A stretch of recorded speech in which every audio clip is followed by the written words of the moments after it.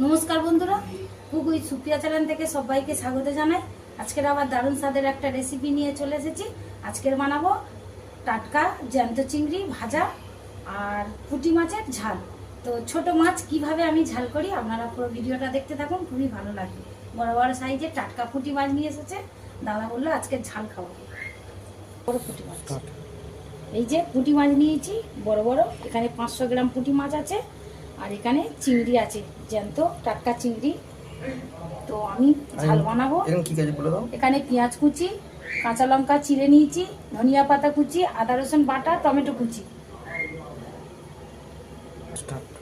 লবণ নেব স্বাদ মতো, লঙ্কা গুঁড়ো, হলুদ গুঁড়ো দিয়েছি।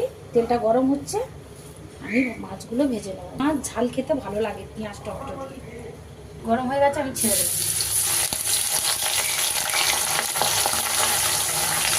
তেলে মাছগুলো ভেজে নেব,